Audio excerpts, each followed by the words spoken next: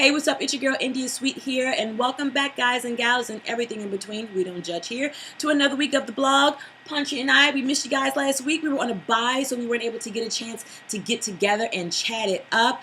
But I know our set looks a little bit different today. You know, normally I sit in the chairs that I got from FedEx Field. Remember when they sold the chairs from FedEx and they tried to say, oh, we want to create a party deck whole thing, but we knew it's because they weren't selling out the tickets and they didn't want the TV to get blacked out, so they had to like extract the seat so it was look like they were selling out. But then they had this imaginary like waiting list. They called me 6 times for it. Thank you very much. But anyway, I didn't really feel like doing that whole switcheroo. So today we're just couching it up and how it normally looks here in the house and in the set. Okay, let's get right to it. Sunday's game. The first thing I do on game day is I always say goodbye to all my Dallas Cowboys friends and family because, you know, for the next 36 hours, the two of you are not going to be speaking. I don't care how close you are because the 3+ hours of the game, the 32 hours post, whoever lost is not trying to hear it from the other person. Because, you know, one person's going to be, how about them Cowboys? What's going to be HTTR, baby? And whoever side lost, you don't want to hear it. So I just know I say goodbye. I'll talk to you in a few days. Bad enough that last week we were on a bye week and we had no football, but it was a night game, so we had to wait through an entire day of football until we got to our team, though that New Orleans-New England game was amazing. I tell you, Tom Brady stunk up the joint for like 2 minutes. That last 9 seconds that all he needed to go down that field and get that winning scoring drive, I would give the ball to him every single time in that situation. I kind of think that's what puts him over Peyton just a little bit because if you know Tom Brady's got the ball, you know he's going to get the win. Unless it's against New York, because for some reason, he just can't beat those boys. And oh my God, 0-6 New York. Oh, honey, I'm sorry, Eli. I know they're killing you up there. No, I really don't care because it's about the skins here, baby. Okay. Sunday night, finally here. It was Plastic Face's 71st birthday. Happy birthday, Jerry Jones. Happy birthday. So I knew the guys wanted to go out there and really get a win for the boss man. Not to mention last week, they had a devastating loss against Denver. A sentence you don't say all the time. Tony Romo had a brilliant game, 500+ passing yards, and at the end, he had a chance to take them on a scoring drive, and what happens? All those Cowboys fans, it was so funny because they were so excited. They were on Twitter just thinking, oh, you didn't think we could hang with them, but we're in there. I saw Tony come back in there. I saw that twinkle in his eye that said, I'm getting ready to throw the pick, ladies and gentlemen. And all those Cowboys fans, they were like, Tony, please lead us to victory. And I pop on Twitter, and I'm thinking, Tony Romo is getting ready to throw that pick. And right before I could press send, he threw the pick, ladies and gentlemen. I fell out laughing and saying, thank you, Tony, for being who we thought you were. So this week, I wasn't sure if he was going to come in here feeling all, snazzy about himself that he had such a great game and he could get this W, or do his norm and run with his tail in between his legs and be feeling sorry for himself.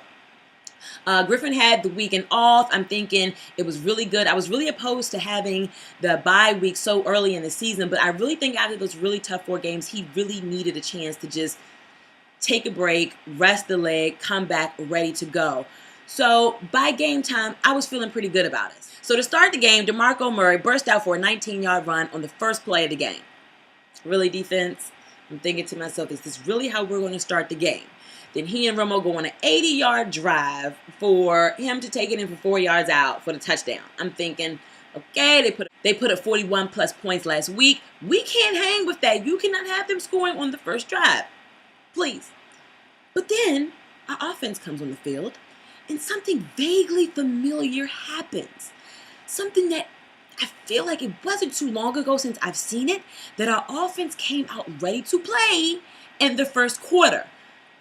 Griffin over the middle to Reed. Then he even started to run a little bit, got out of bounds. We got that big 15-yard penalty that put us in scoring position. So I'm thinking, hey, haven't seen this in a long time. Then Griff runs in for the touchdown, and he comes up just a yard short because the fat white tackle missed his block, and then he gets tackled right there almost in the end zone. But it's okay. I would have liked the 7, which did come back to haunt us, I feel.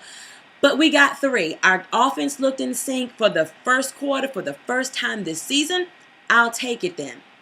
What happens next possession? Tony Romo is who he is, and he throws the pick. So I'm thinking, okay, if you're going to hand this game to us on a silver platter, we're going to take it. Our team comes back out, 3 and out. Okay, guys, if they're going to give us this game, there's no way that we can sit up here and have a 3 and out. This is where I feel not getting those 7 hurt us. But after that possession, we punt the ball. Penalty, re-kick for a 90-yard punt return for a touchdown. Now, I don't know about you, Punchy, and I don't know about you all out there. I don't know when is the last time that I turned on Sports Center and somebody ran a punt return for a touchdown. It just doesn't happen anymore, but of course, it happens to us. Then, right after that, insult, hello, meet injury, our coach on the sideline gets a penalty. Not bad enough that Amerson and Riley are racking them up on the field, but now we got a coach on the sideline that wants to get on an action. That's not how you win games, ladies and gentlemen. But that would come to be another theme of the game, which was our special teams letting us down. You can't let them score that easy if we're trying to stay in this game. Of course, we put together a few really good drives that I thought, but at the end, we could not come up with the touchdown. We kept trying to kick field goals. We even missed one, and I'm thinking, look, guys, if we're moving down the field, we've got to get away to get inside the end zone. But when you had Robert, who was running for his life, he had 77 yards on Sunday, so you really can't be upset at that. But because of the most of the time, he was having to scramble because that offensive line was letting him down so bad that he even got sacked 3 times. So it's only but so much a guy can do. The one thing I did like that I saw from Robert was he still had the knee brace on, but after he got hit, he popped up a lot faster. In weeks before, he had been kind of slow to get up, but I noticed on Sunday night, he popped up a lot faster than he had been and kind of stayed in the rhythm of the game, wanting to go with the no huddle. But you know, baby Shaney doesn't like that because if he goes with the no huddle, then he does not have control. You see how they kind of like throw these little pot shots in there? I absolutely love it, but at the end of the day, we're not going to win that way. So it just shows from the preseason to now, they are still not on the same page. I don't know what it's going to take for them to start seeing eye to eye. After that, DeMarco Murray goes out. Game, silver platter, come on Redskins, ding, ding, ding, it's up, can you please take your order? Then DeMarcus Ware goes out. Ding, ding, ding, silver platter, come on Redskins, pick up your order, let's win this game. And that's when I really started getting upset that we did not stick with the run. Because after DeMarcus Ware went out and that whole defensive line was so depleted, just because it wasn't working early and we kind of got down, they got away from it. But when Robert was running, Reed was a great option over the middle, which as far as I'm concerned, Fred Davis, you can go ahead and sit down and smoke yourself a blunt because I don't really care if you come back for the rest of the season because Reed is our tight end of the future. Had we kept Alfred Morris in that game, we would have had a triple-headed threat, but we didn't do it. So at the end of the game, Robert did have some very costly turnovers. To me, I still believe it was our special teams' fault because there's no way you can give up, 200 plus yards and a score for special teams. Give Tony Romo a short field, not complete when you get to the end zone and think you're going to win the game. It was just a lot of miscues all the way around, and it was unfortunate because our defense actually played a good game. They held Romo in check. They didn't make him work for it. To me, I'm thinking if they're going to win, let them earn it. And this is not easy for me to say. I always give him a hard time because, there's no secret here. I really don't like him. But this week, he did good. And I'm not one of those people who's like that. So before I regurgitate out of my mouth, because I ate some cold pizza this morning, don't judge me. D'Angelo Hall, you had a good game. Okay? There, I said it. You did a pretty good job on Dez Bryant, which you were chatting him up a little bit earlier in the game. And I figured you were probably trying to get him a little bit in a fuzzy zone. Like, wait a minute, he's not talking trash. Is he being okay with me? And then you kind of took control of the game. Also, tipping the ball in the end zone to Miles Austin.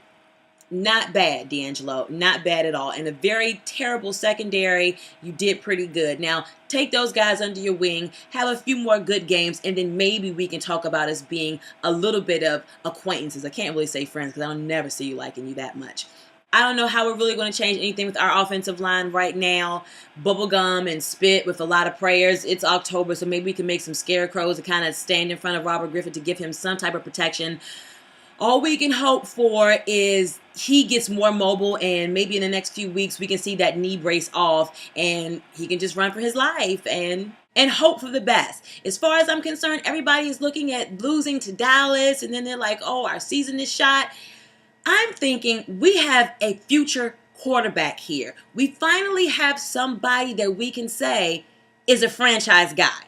We mortgaged our future for this young man, ladies and gentlemen. Let's not forget that. For so long, we did not have a quarterback. For so long, we did not have a running back. But we're finally starting to get people in things and places that we need. We have Leonard Hankerson and Niles Paul out there. We have Reed that is another option. So we're finally getting to a point of we don't need everything, because not too long ago we needed everything. So let's just hope that our quarterback can get healthy by the end of the season. And I'm not saying we still can't make a run this year, because I feel like we can. But if we just get better progressively towards the end of the season, that's good enough to me, because I want to be good for years to come, not just this year. Yes, we had a great year last year, but at the end of the day, our quarterback is coming off of his second knee reconstruction surgery. We don't want another one. So we don't want him to go out there and be stupid just because all of a sudden we want to win games right now. No, we don't have a lot of draft picks in years now and to come because of this guy. So let's make sure we take care of him. It was a sucky loss, but you know what? It is what it is. Get over it, because this week coming up, we've got Jay Cutler and them Chicago boys. And you never know what you're going to get from them. Jay Cutler can come in here and have a Drew Brees-esque type game, or he can come in here and act like he's smoking a little cig on the sideline and could really care less what's going on. And D Hall, another chance for you to get on my good side and step up and have another one of those historic games against Chicago. You hear me? Maybe this week, since it is the Bears, maybe I might make some deep dish pizza. I always like to make mini feasts for the game. It's just my household. Not a lot of people come over for game time because I'm kind of focused. But I always have a theme of what I fix on a specific game day, depending on whoever they were playing. So maybe this week I'll cook some deep dish pizza. And I would really love to know what you're cooking too. So you can always find me on Twitter at IndoSweetSports, on Instagram, India Sweet, and on Facebook at India Sweet. So we can kind of get together and chat it up maybe before game time. You tell me your final game score, I'll tell you mine, and we can get ready for kickoff together. Well, until next week, Redskin Nation, thanks so much for tuning in. Out.